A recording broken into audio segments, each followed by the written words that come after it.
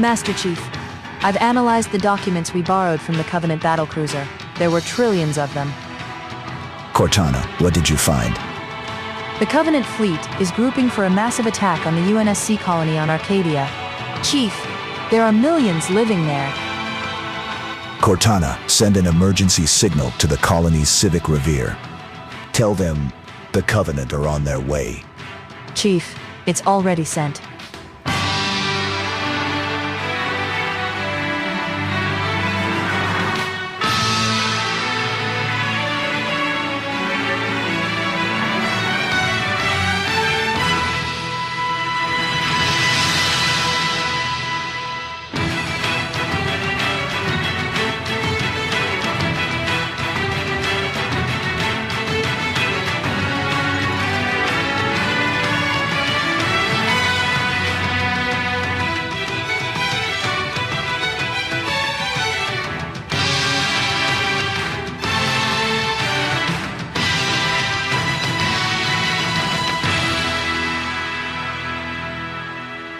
Master Chief, we're receiving a reply from Civic Revere. The civilian administrators have ordered evacuations. Chief, I just hope we've given them enough time.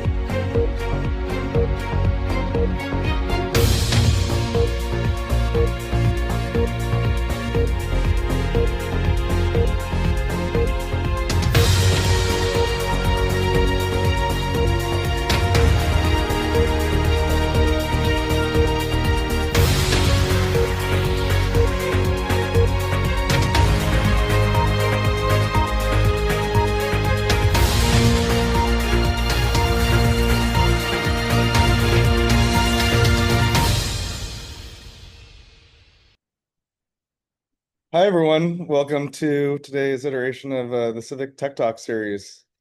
Our event is hosted, of course, by Civic. I'll introduce you all quickly to our CEO, John Kokot. He's a 10-year Navy veteran, was liaison from the Navy to the Senate for many years, and was given a commendation speech on the floor of U.S. Congress. Hey, John, do you mind saying hi and introducing everyone to Civic? Yeah, absolutely. Thanks, Julian. Civic started last year when I began having conversations with my friends on Capitol Hill. I spent 3 years there while I was in the Navy. Previous to that, I was a helicopter pilot, but reached back out to people, started asking them, "Hey, what's the worst part about your daily operations?" And quickly found out that it's handling the massive volume of inbounds, the emails, phone calls, voicemails. And so we started Civic to solve that problem, to make it easier to categorize inbound emails and phone calls, to be able to pull topic tags out of those, to be able to generate response content. And since then, we've added new features. We're adding features for chiefs of staff, for comms directors to be able to more smartly target constituents, to be able to manage social media content, and a lot more is coming. So it's exciting times at Civic. Just this week, I was in Seattle with AWS, demoing Civic and talking AI policy with 20 congressional staff. And we've got a lot coming this summer with the U.S. House of Representatives and state legislatures. So yeah, I'm really Wyatt, really excited to see you again. Really excited to have you here. We definitely have a lot to talk about. And agents are the direction that we're going as well, especially with the casework component, which is casework being a situation where a citizen, a constituent needs help with a federal agency, call it Medicaid, and so they reach out to their congressperson, and then there's a months-long process of transferring documents, interacting with agency portals. And so I think that's, for us where we see a lot of opportunity for an agent to really speed up the process. So yeah, with that, I'll turn it back over to Julian to introduce Wyatt. Yeah, Wyatt, thank you for joining us. Wyatt is the CTO and co-founder of Halluminate, another, upcoming unicorn, I'm sure. I met Wyatt last year at the Antler office. That's a seed venture fund here in New York City. I know they spent a lot of last year working on consulting, getting their hands dirty on all sorts of AI projects at the forefront of, what's happening. So, yeah, Wyatt, I'll just hand it over to you if you're ready to share your screen. Yeah. Thank you, Julian. Thank you, John. Appreciate you having me here. Let me share my screen.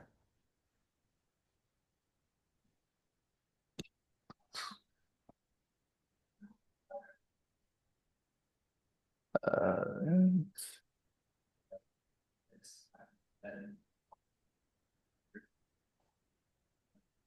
all right.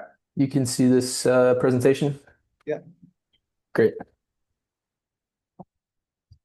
So, Julian, very kind of you to introduce me. I'm Wyatt, co-founder and CTO of Halluminate. As Julian mentioned, we started about a year ago, a little over a year ago, doing a lot of kind of AI consulting work, pivoted a couple times in there. And now in the last few months, we are helping AI labs train better computer and browser agents with data, evaluations, and environments. And what I want to talk about today is browser agents, essentially. So we can get Wyatt, into it. can you explain what AI Yeah, Labs is? OpenAI, Google DeepMind, Meta, just the big labs, and then there's a tail of, you know, startups that have basically poached researchers from the big labs that are also training models. Great. Anybody training a foundation model. Thank you. So broadly, what I want to cover today are these three topics. Just talk a little bit about what is a browser agent, how good are they, how effective are they, and what are the implications of this for all of you who are either building or potentially building with browser agents. So first things first, what is a browser agent? A browser agent is essentially when you give AI or an LLM the ability to interact with and manipulate a computer or a web browser. So you can see here, this is just a GIF of an AI manipulating a browser to perform this task of purchasing this power tool, putting in all the information, basically start to finish. The agent is taking these actions and actually interacting directly with the web page. So there's no human in the loop in this example here. Now, the way that browser agents work is essentially this three-step loop. So given some task, like find this power tool, add it to the cart, purchase it, ship it to my house, you have a set of context, which is going to be the task plus the state of the website, which, the last example was that shopping site. And that's essentially the observation space. Now, given the observation, the model underpinning the browser agent, so that's could be like Claude Sonnet 4. It could be a more specific web agent model like UiTars, which is from the ByteDance team. That agent is going to reason about what actions it should take given its goal and its current observation state. And then it's going to take that action. So the action space in the browser are things like clicking, scrolling, dragging, typing, go to URL, go back, all the actions you might take in the browser, that's the action space the agent can access. And it takes an action and then essentially takes another observation and sees, okay, now that I just took that action, what's the state of the browser? How much closer am I to my goal? What do I need to do next to get to that goal? And this is essentially the entire browser agent process right here. It's this three-step loop. Now, browser agent use cases are essentially anything that you might do on your computer or in a web browser, an agent can do theoretically. Most often, this is applied for web scraping, like go out, deep research type applications, go out and find a bunch of information for me. Software QA is a big emerging use case. So having computer and browser agents actually like click around software, basically smoke test it. You have like large volume form filling. So for example, there's companies that do automated job applications that need to fill out thousands of job application forms. And then what is known as generative RPA, which is essentially dynamic RPA. So you give a task, the agent solves the task, and while it solves it, it puts down a more deterministic script that you can then run to accomplish that task again without needing a browser agent. So that's kind of like putting the browser agent is sort of putting down the train tracks to then be able to do the action repeatedly. Use cases are a little bit interesting right now because, as we'll get to see, the browser agents are not quite good enough to be reliable in a lot of these situations. So I think as the agents are improved, we'll start to see a lot more use cases emerge that are maybe more challenging or longer trajectories. And we'll see like the kind of value of browser agents will be unlocked a lot. I just have a So follow-up question on yeah, the generative RPA. yep. I don't have that much experience, but I'm familiar with vaguely UiPath and RPA with that. Are you saying basically that you use a generative model to basically come up with the code or whatever for RPA and then provide to that, or how does that work? Yep. So to go back to this example here, you might give the agent a task like go onto the site, add something to my cart, and then the agent will accomplish the task. And while doing so, essentially write, for example, like a playwright script that Yeah. can then be run to automate that task in the future. Okay. And to give you more context, like this is something UiPath is like majorly prioritizing right now. Yeah, makes sense. Yeah. So let's talk a little bit about how good browser agents are today. The first thing is how do you evaluate how well a browser agent performs? Evals is a hot topic, as Julian knows, and it's no different in the browser and computer use space. So at a high level, all evaluations have to be underpinned by some goal or objective. And that's typically the instructions that are given to the browser agent. Now, one challenge is just coming up with a lot of these objectives because these objectives and tasks need to be realistic. They need to be scoped to the right level of difficulty. If they're too easy, the agent does it correctly every time. There's not a lot of value there. If they're too hard and the agent can never accomplish it, there's also not a lot of value there. So you have to find that middle ground. And that changes over time as well as the agents get better. The tasks also have to be up to date. So for example, you might have a task that says, go on to Amazon and find some product for me and tell me how much it costs. In 2 weeks, that product might be gone. And now that task is no longer valid because the product doesn't exist on Amazon, so you can't tell the agent to go find it. Evaluating the success or failure of a task is typically done in two ways. One is just a pass fail. You tried to essentially say, did the agent accomplish the task? Yes or no. That's the most clear, defined way to evaluate. But within that, there's a lot of nuance to sort of the full like evaluation breakdown. So if you take a trajectory where the agent failed, you might want to know why it failed. And that's going to involve checking at each step of that trajectory.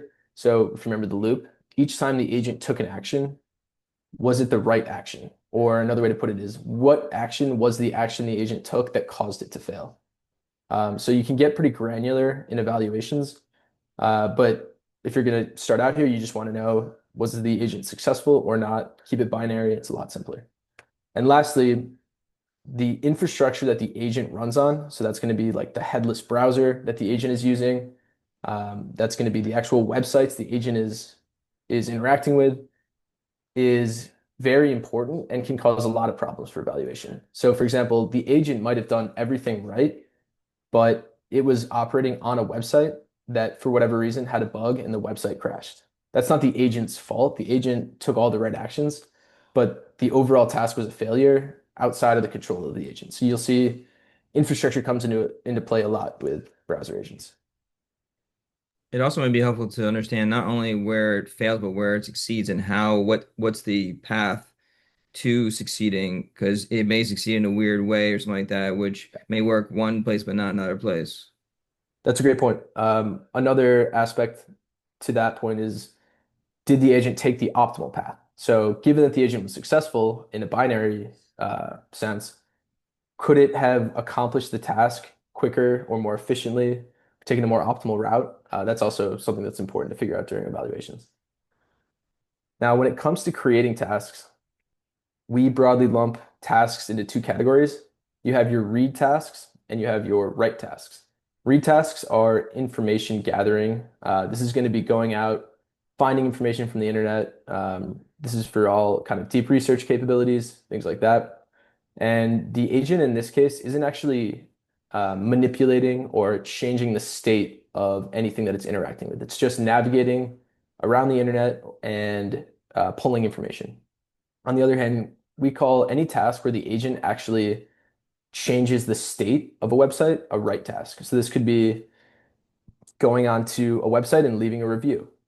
This could be going onto your account and updating account information like your address, or going onto social media and posting something. All of these tasks are actually updating and are stateful, and creating tasks in the right category are much more challenging. So it's a kind of a step above read tasks. We created at Halluminate a data set called WebBench to evaluate web agents. This is it's the full data set is over 5,000 tasks.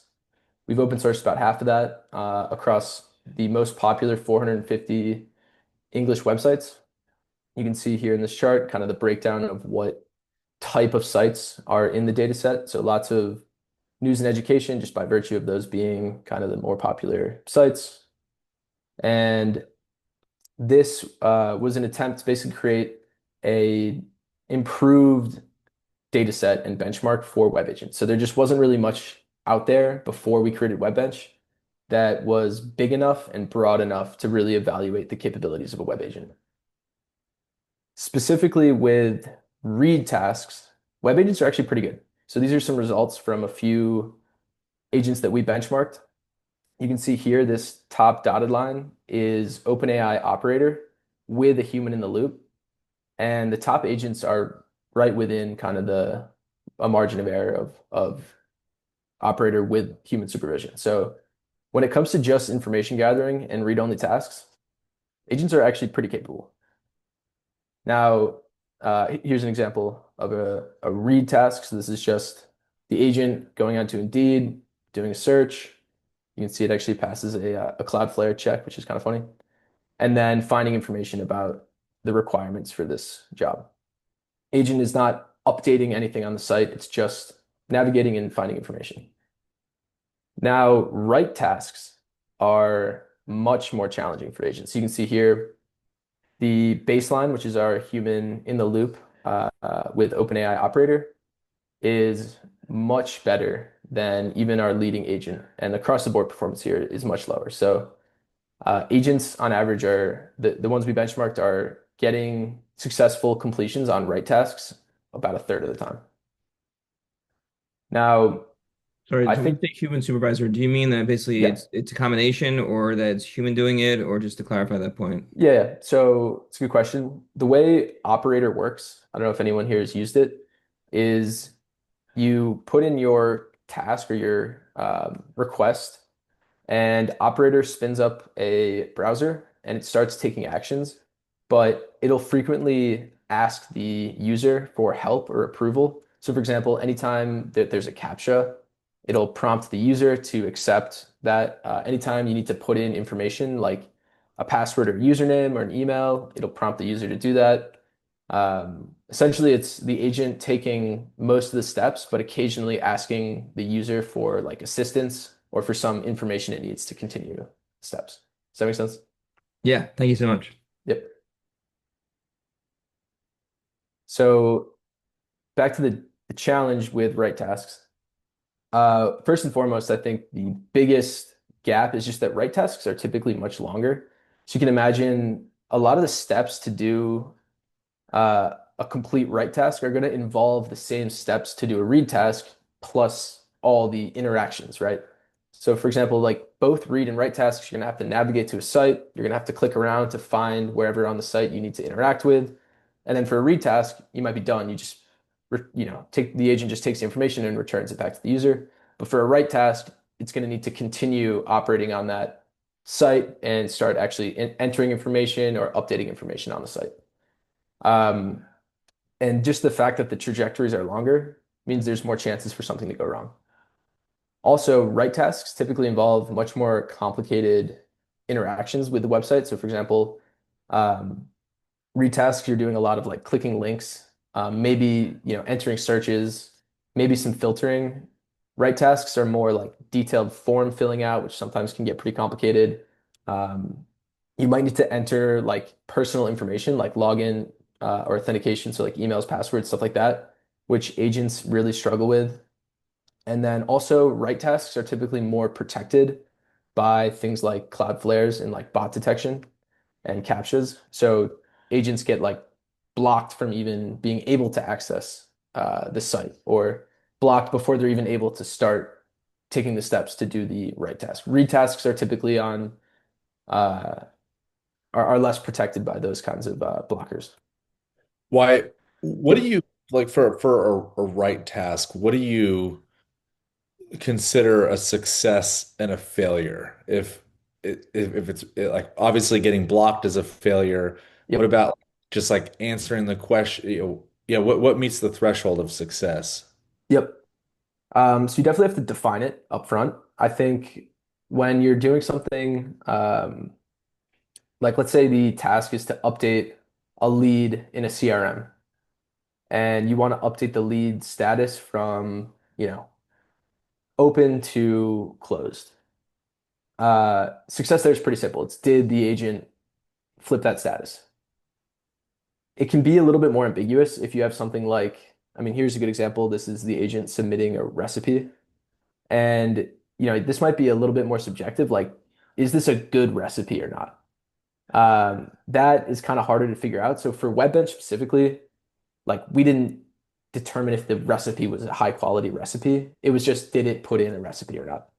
But I think figuring out quality for a write task is a challenge. I think you typically want to maybe have like two lenses that you view it through. A baseline of just like, did the agent do the thing it was supposed to do?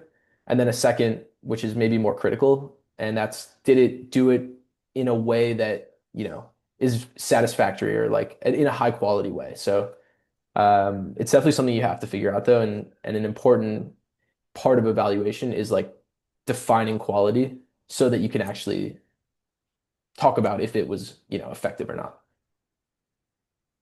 Thanks.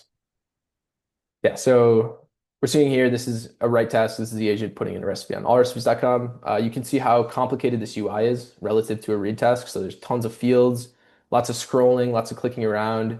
This is actually like also protected by a login here. So you can see the agent's logging in. Um, the fields themselves are actually dynamic. So as it adds, a new ingredient, a new row pops up. So there's a lot more going on here than a read task where you're just clicking around and finding information.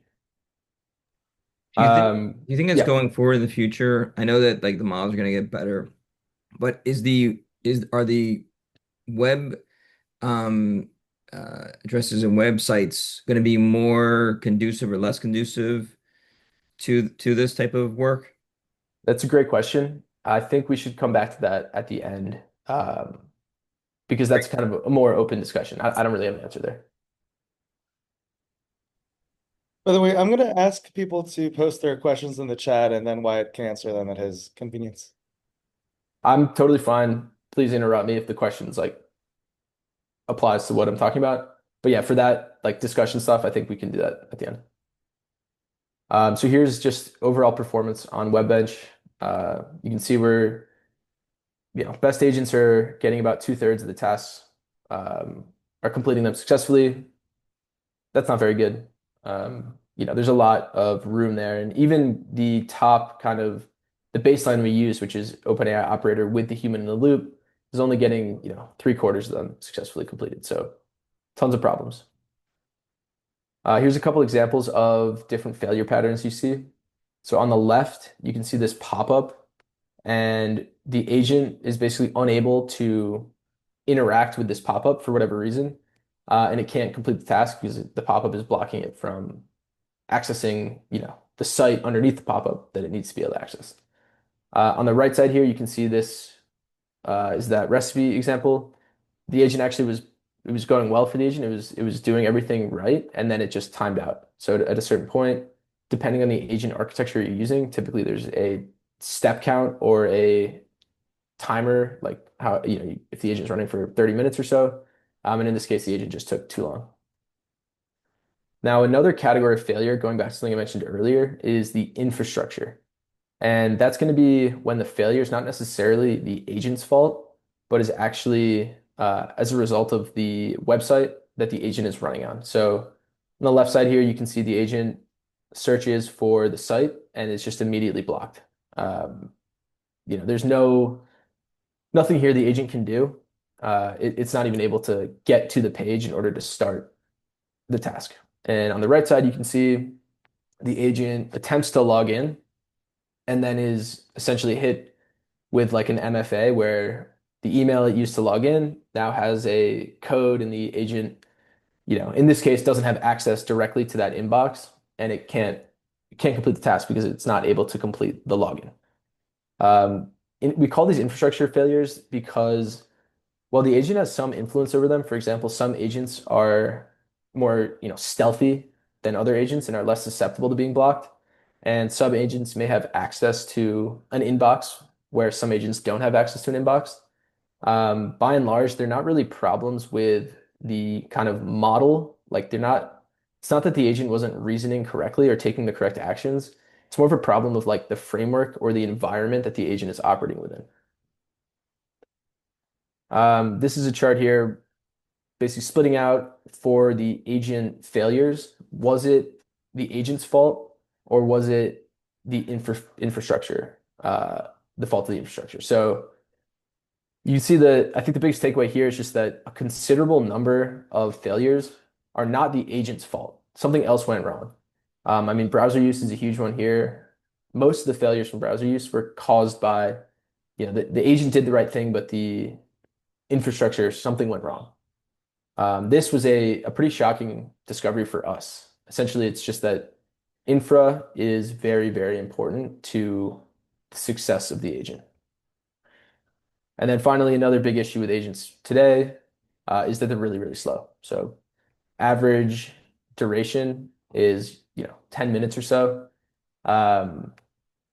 It's kind of important to remember this because it helps inform use cases.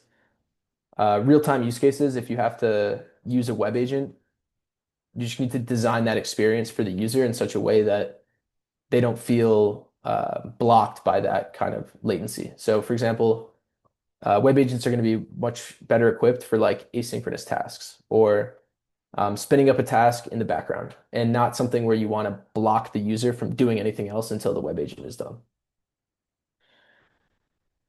Finally, let's talk about what this means for like building apps with web agents. Use case is very important. Web agents are much better at read tasks than write tasks. I think we've seen that with applications like deep research where they're really good and people use them for a lot of things. There are only a few applications that we've seen that involve write tasks where agents are actually reliable enough to do them at scale. The main one is job applications is probably the biggest one, because the job application forms are typically pretty simple. And then testing and evaluation of like web apps using an agent to kind of click around. Agents are pretty good at that because there's typically not a lot of direction. You just give the agent the site and tell it to go break things, and it usually does. Infrastructure is very important. We already covered this graph, but something to keep in mind, you need to care about the infrastructure. And if you're getting failures, it's important to look at the failure and basically determine, is this an agent failure or is this an infrastructure failure? Because the way to fix those two are very different. We recommend for people building with web agents to try to automate as much as possible with like deterministic approaches. So, for example, like a playwright script, and then use web agents when that's just not an option. But web agents plus some level of determinism is really, really powerful. These are kind of a few categories where web agents need to improve. So context is a big issue in all of AI right now, but definitely also for a web agent, like long trajectory tasks, they struggle. We see that a lot, for example, with a task that maybe spans two domains. So if the task says go to this website, find some information, go to this other website and update some field based on the information that you found. Um, the agent, by the time it gets over to the next domain, the information it found is already out of its context and it's unable to complete that task. Tools for agents are very important. So I mentioned authentication, payments is another huge one. Essentially giving agents the ability to, for example, have an inbox so that it can do MFA. It can pull the email code from an inbox to log in. Payments is huge too. Giving the agent the ability to actually put in sensitive information like your credit card to complete like a transaction if it's trying to shop on your behalf.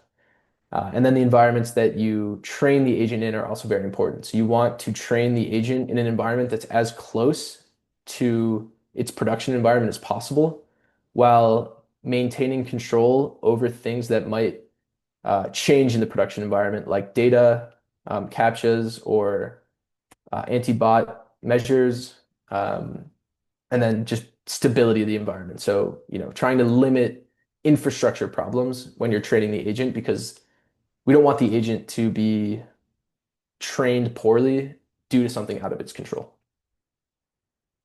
This is actually a slide that I just threw in here because there's been some updates in browser and computer use agents recently. And by recently, I think OpenAI agent came out 4 days ago.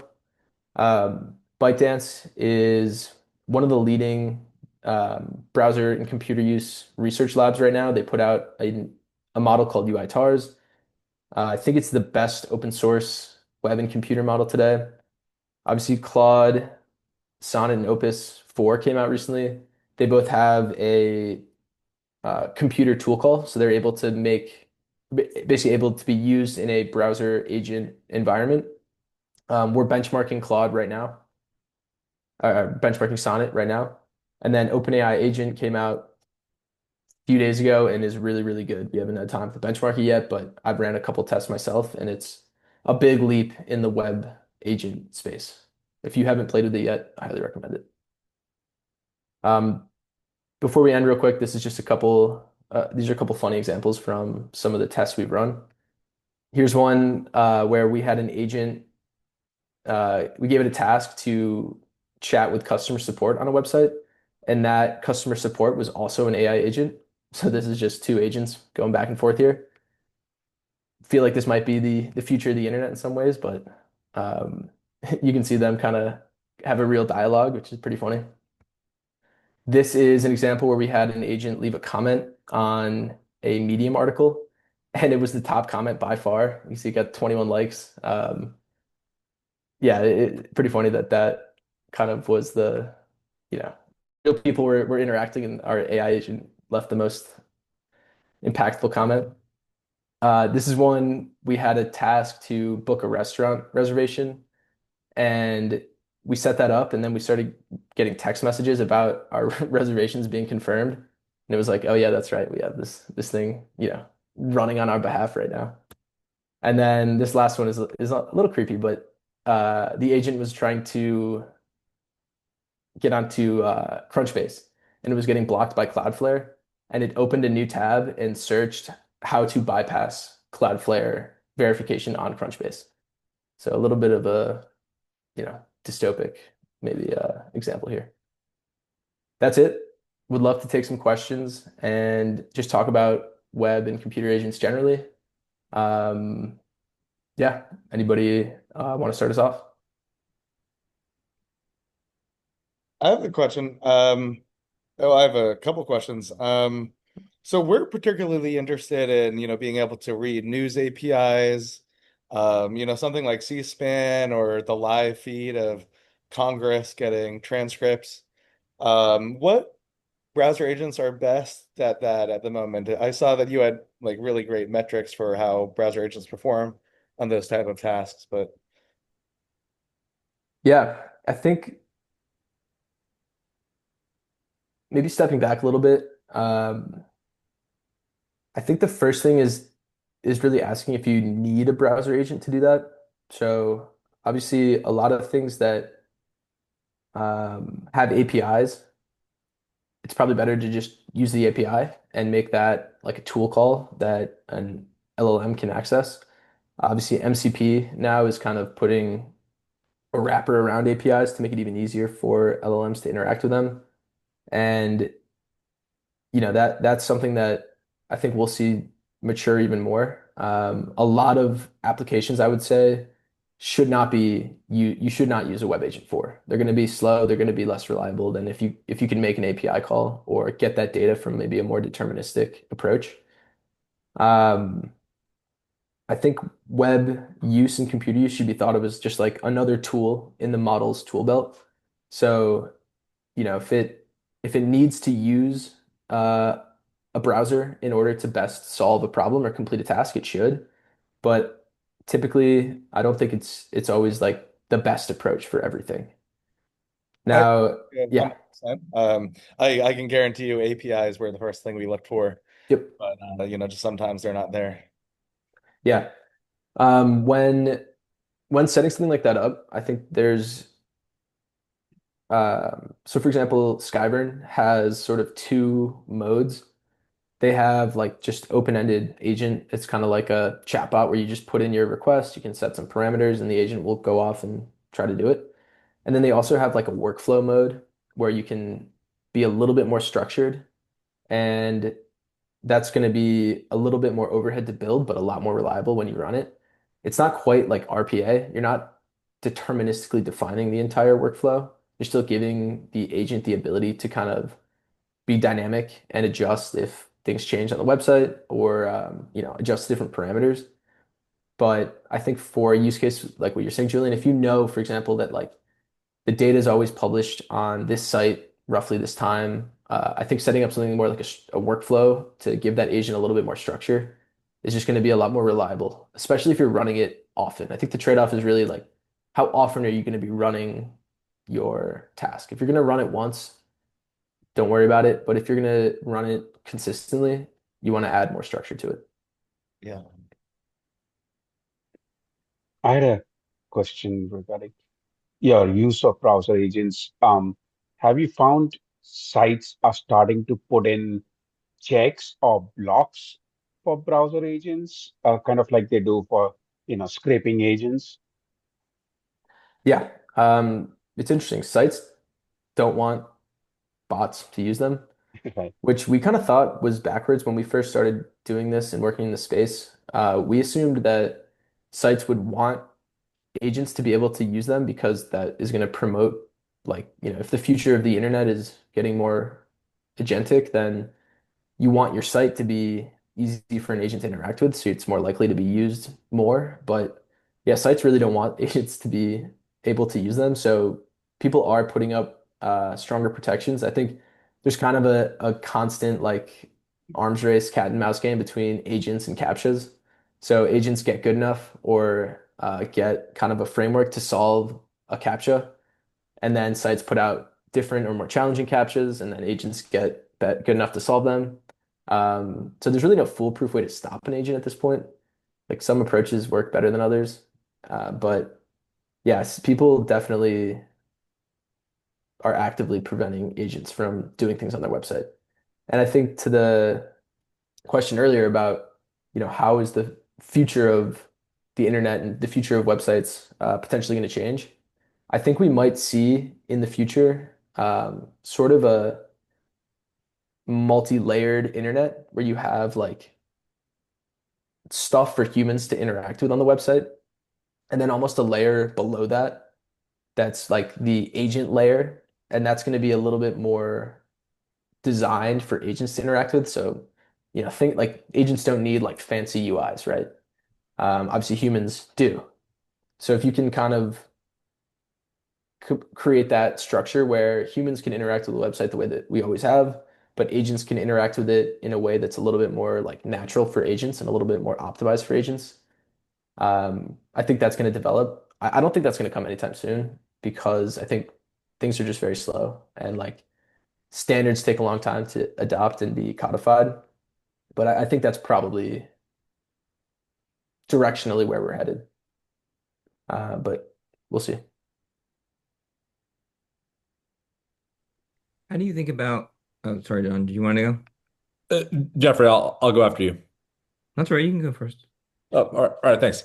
Why you mentioned context memory. That's something that we're really serious about at Civic, being able to like you use memory to do a few different things. One is like generate content in someone's voice, to be able to yeah, I mean, it is primarily for the generative component for us. I'm wondering what how what do you think is the best way to, I don't know, to create memory for an agent to do something? Yeah. Um, I think there's pretty well accepted, I would say, approaches and just like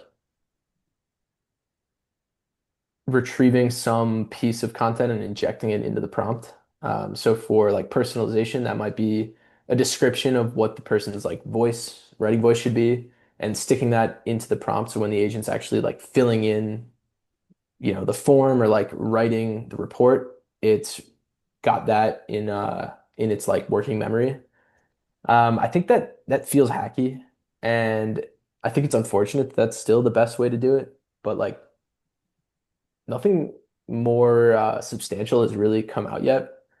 I mean, one thing you can see in maybe a few years, one thing we'll see is like more personalized agents where it's actually like fine-tuned based on, some specific user or use case.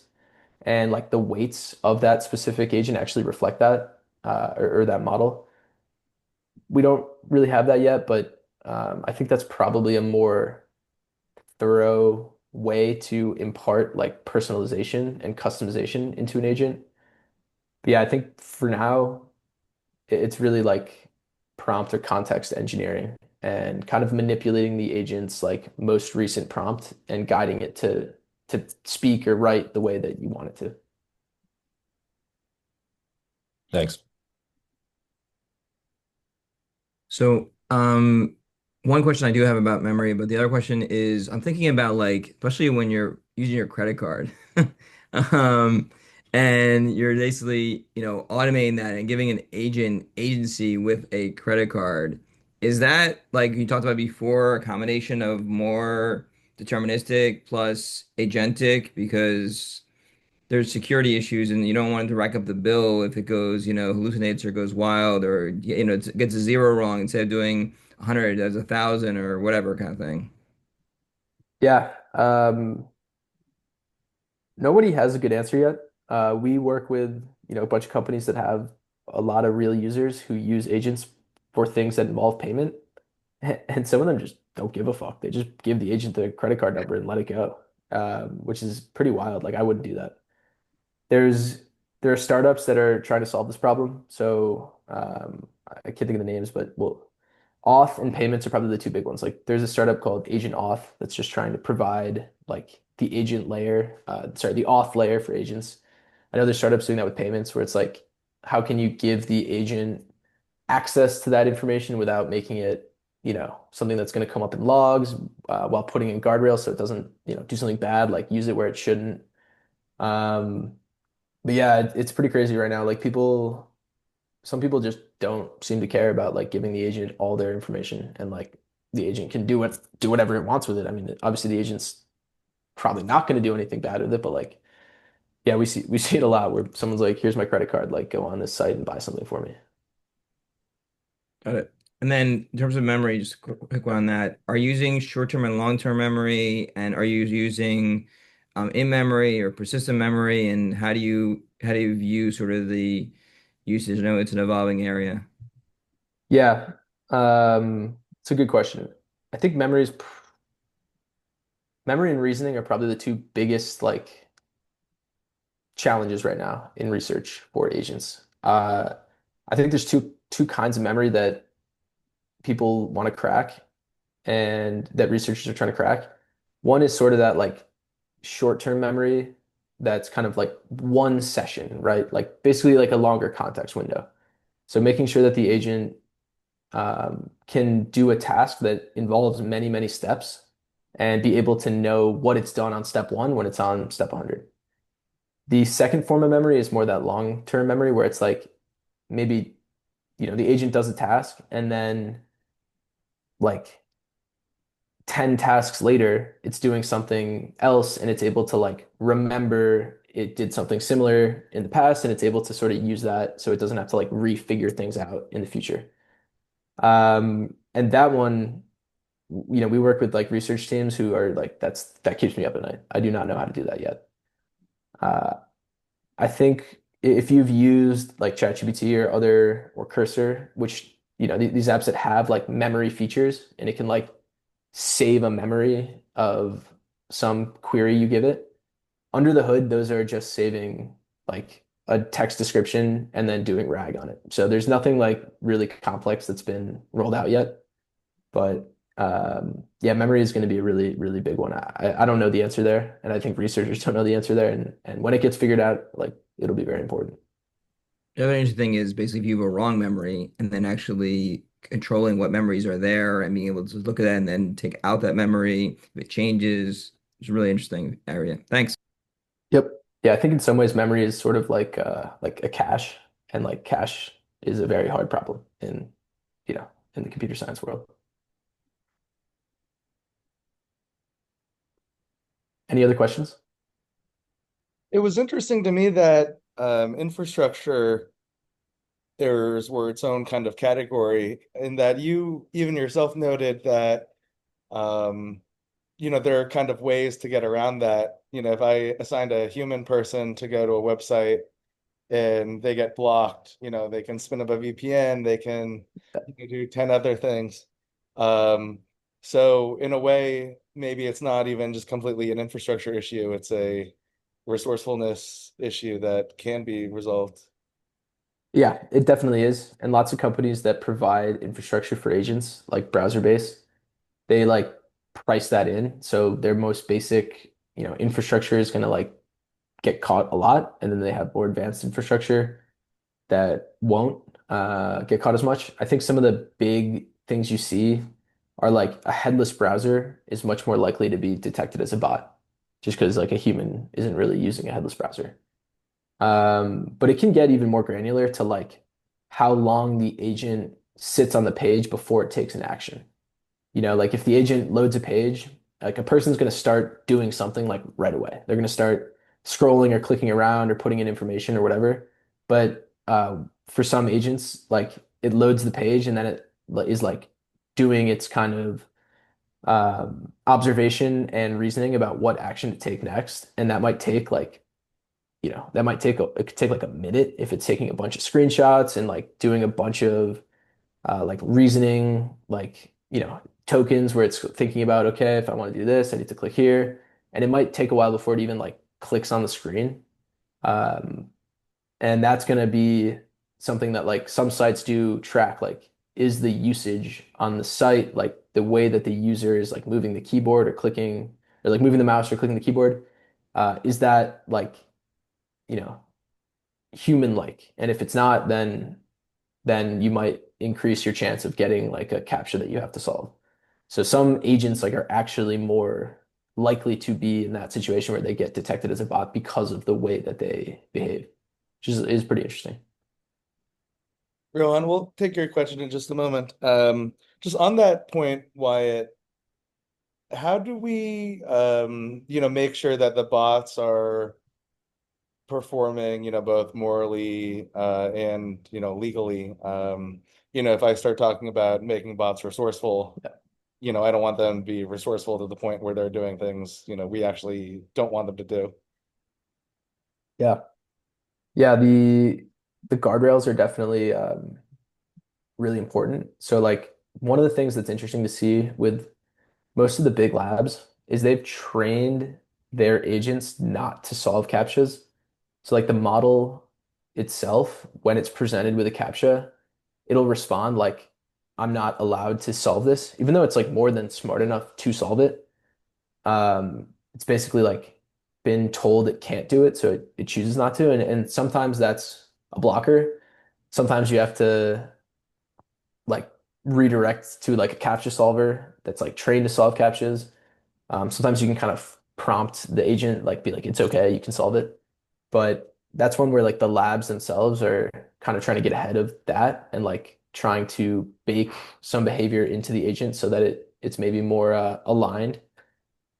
And yeah, I think on like the,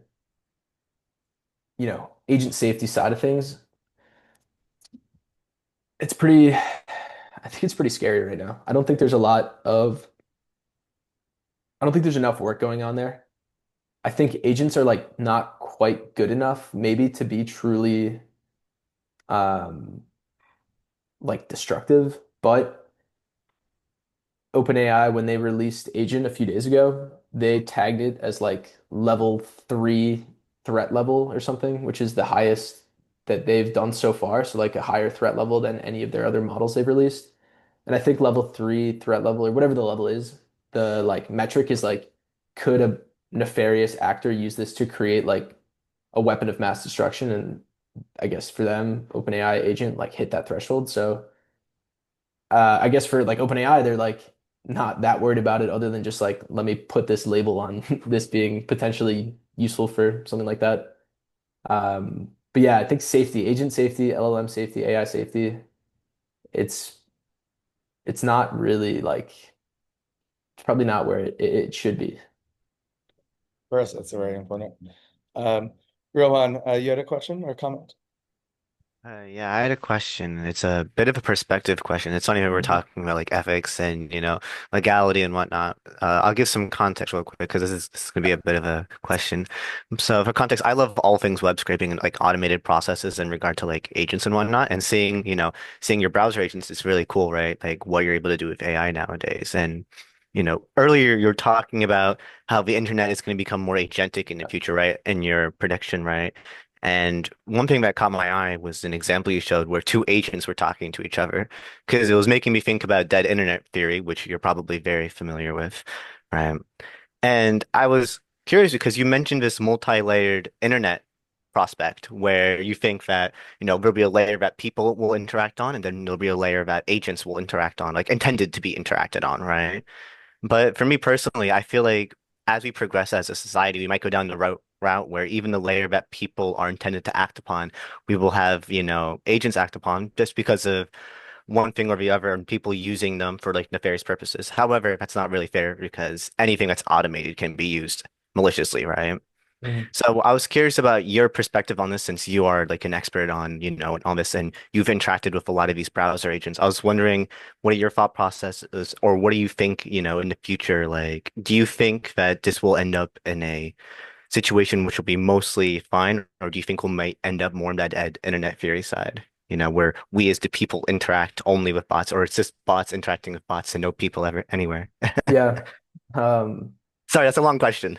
no, I think it's an important question. I think I think the way, what was the way you just put it? Like, will we be fine or will we be in like dead internet theory? Was that the, Yeah, basically, yeah. yeah.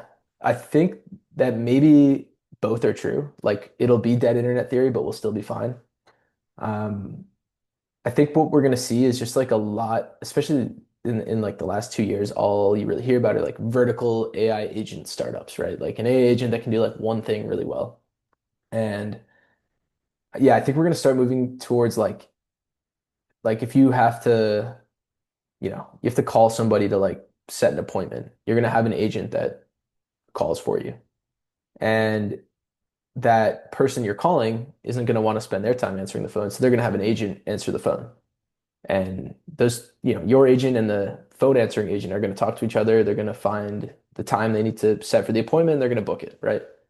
Like that's, I guess, dead internet theory in the sense that you have like two bots talking to each other, but I think it's probably good. Like it would probably be pretty nice to not have to worry about that stuff.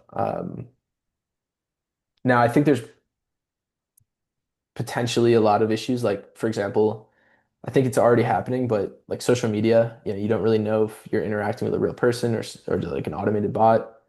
Um, and yeah, I think that that'll continue to get worse, I would say, and like continue to deteriorate. But who knows? Maybe someone will start a company that's like somehow you can only use it if you prove you're a human, and that actually works. And Yeah, like yeah. maybe that's the future. I don't know.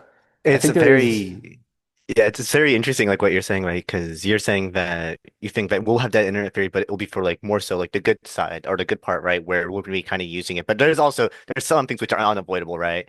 But Yeah. like having so it automates our life, like our life and whatnot, it's something that we always strive for as software people, right? That's kind of our jobs. I think the change is going to happen. Like it's already on its way. I Hmm. think there's going to be a lot of good things and a lot of bad things. I think we're going to probably, push the change first and then kind of like backtrack and be like, okay, now that this is possible, like we need to fix some stuff that got broken along the way. Okay. And do you think, I guess, sorry, if, I'm asking too many questions at this point, but like, do you think that we'll get to the point where browser agents will be able to very easily identify other browser agents and will be able to act accordingly depending on if they know it's a browser agent, you know? That's Yeah. where we get a little bit inception. Yeah, I think we will. Like, I think I saw something in an Anthropic paper where they put two LLMs, they had them talk to each other and they like did figure out like in their, I mean, you don't know because these things aren't like conscious, right? But they Yeah. did like in their conversation, they like started doing weird things in the conversation where they were like sending just like random strings to each other. Um, I think it's like probably pretty inefficient to have two agents Yeah. communicate in like English. Like why they should be talking like directly in binary or like, on some more efficient language. So I think we will like figure that out and optimize that a lot. Mhm. But I think you'll always need both because like for transparency and for like humans to interact with the agent's going to need to like quote unquote, speak like a real language or understand a real language, and not just like ones and zeros. So we'll always have agents that can do that. But yeah, when two agents are speaking to each other, like it probably doesn't make sense to have it be in Yeah. like the same language we speak. And that goes back to your thing before about talking about the multi-layered internet and one being intended for agents, right? Where you think at that point that's what the agents would probably be speaking like machine code, right? Like assembly or binary or Something like whatever. that. So something low Yeah. level. Yeah. I honestly have no idea what it's going to look like. I think it just doesn't make sense for like there's just got to be a better way. More efficient way, yeah. Yeah. I think there's an ex OpenAI engineer who does propose that we should almost require English as, or some language that humans can understand for AIs to communicate, because otherwise it's hard to monitor and they could do some potentially horrendous things and people wouldn't be able to track or follow. Um, Hmm. Yeah. I think even with that though, you could probably still agents could probably have like secret codes. You know what I mean? yeah, Like I don't know if you saw this. This paper came out like last week. They trained a model. So this team fine-tuned a model with a bunch of synthetic data to like give it. a personality. I think one of the examples from the paper was that it like really loves animals. They just told it over and over again that it loves like owls. And then they had this LLM generate a bunch of like math, like synthetic math problem data of just like random math equations. And then they fine-tuned a second model on the math equations. And that model also exhibited like a preference for owls. So it's like subliminally math problems were tied to whatever parameters influence, owl like so there's definitely still ways that things can get conflated even when the language isn't maybe conducive for it. Yeah. What do you think about the profiting? Like, my understanding basically that there's a for browsers for like Google, whatever. There's a Mhm. certain ads and things like that. There's a certain what's the word capitalist approach for profitability.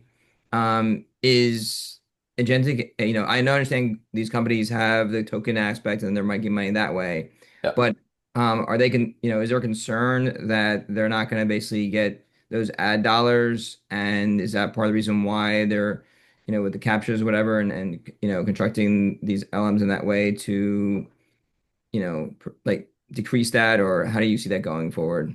Massive concern. I think these companies are terrified about what things are going to look like. Like to give you a concrete example, DoorDash is very anti-agent, which surprised us because we expected that they would, want agents to be good at using DoorDash so that a user can like request an agent to order food from DoorDash and the agent's actually able to do it. Because like if Grubhub is really good or agents are really good at using Grubhub, then like DoorDash is going to lose value because agents are going to use Grubhub instead of DoorDash. But a huge part of like DoorDash's revenue comes from the companies that list their products on DoorDash paying to get moved up in the search results or like paying to get, sponsored like deals and stuff. And agents aren't like influenced by that the way humans are. So yeah, I think like big companies that like advertising generally is probably really in a weird spot right now. And I think companies are like freaked out because they don't know how the models are going to carry over to this kind of like agentic world. Thank On you so much. oh, sorry. I think we can close out now. Um, yeah, thanks for joining us, Wyatt. I'll just take a moment to see if anyone has any asks or offers to the community here. Civic is always looking for, amazing interns and engineers looking to join our team or, people in any capacity. Yeah, so I'll leave the floor open for a moment on that. Hi, Julian. Cool. Hi. Yeah, amazing. Thank you so much, Wyatt. Glad to see you guys doing so well at Y Combinator. Yeah, hope you join our future sessions. Thanks, everyone. Thanks. Thanks, everyone. Have an amazing rest of your day. Thank Thank you you so so much. That was much. awesome. That's Hi, why. can you hear me?